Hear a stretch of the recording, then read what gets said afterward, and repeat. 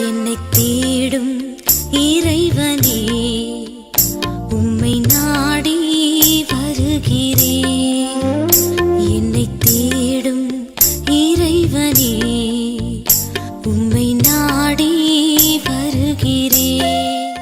இன்றைய தியானத்தின் தலைப்பு கிரியை தேவையா? வாசிக்க வேண்டிய திருமறை பகுதி எபேசியர் 2ஆம் அதிகாரம் வசனங்கள் 1 முதல் 10 வரை. கிரியை தேவையா? நற்கிரியைகளை செய்கிறதற்கு சிருஷ்டிக்கப்பட்டோம். எபேசியர் 2:10. கிரியைகளில் 2 வகை உண்டு. 1 சமயக்கிரியை, 2 நற்கிரியை.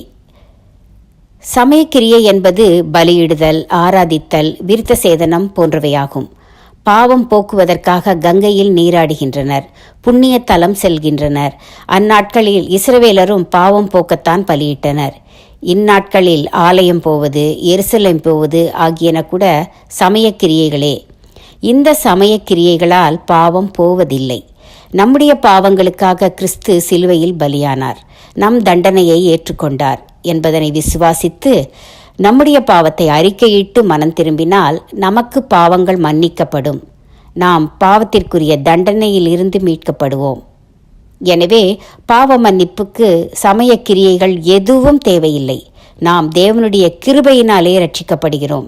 ஆனால் ரட்சிக்கப்பட்ட பின் நம் வாழ்வில் நற்கிரியைகள் பெருக வேண்டும். நற்செய்தியை பரப்புதல், ஏழைகளுக்கு உதவுதல் போன்ற நற்கிரியைகளை நாம் செய்ய வேண்டும். ரட்சிக்கப்படுவதற்கு சமயக்கிரியைகளோ நற்கிரியைகளோ உதவாது. விசுவாசத்தினால் மட்டுமே நாம் ரட்சிக்கப்படுகிறோம். ரட்சிக்கப்பட்ட பின் நற்கிரியை செய்யாதிருப்போமானால் அந்த விசுவாசம் செத்தது என்று யாக்கோபு 2:17 கூறுகிறார். கிறிஸ்துவை நம் இரட்சகர் என்று ஏற்றுக்கொண்டு அவர் நம் பாவங்களுக்காக மரித்தார், நம் பாவங்களை மன்னிக்கிறார் என்று உறுதியாய் விசுவாசிக்க வேண்டும். அதன்பின் நம்மால் இயன்றவரை நற்கிரியைகளை செய்து கொண்டே இருக்க வேண்டும். அப்படி நற்கிரியைகளை செய்வதற்காகவே நாம் சிருஷ்டிக்கப்பட்டோம். நற்கிரியை செய்கிற விசுவாசியே உயிர்ப்புடையவன். நற்கிரியைகளை செய்கிற விசுவாசியே உயிர்ப்புடையவன். தீர்மானம்: நற்செய்தியை சொல்லி ஊழியம் செய்வேன், நற்கிரியைகளை செய்து தொண்டாற்றுவேன்.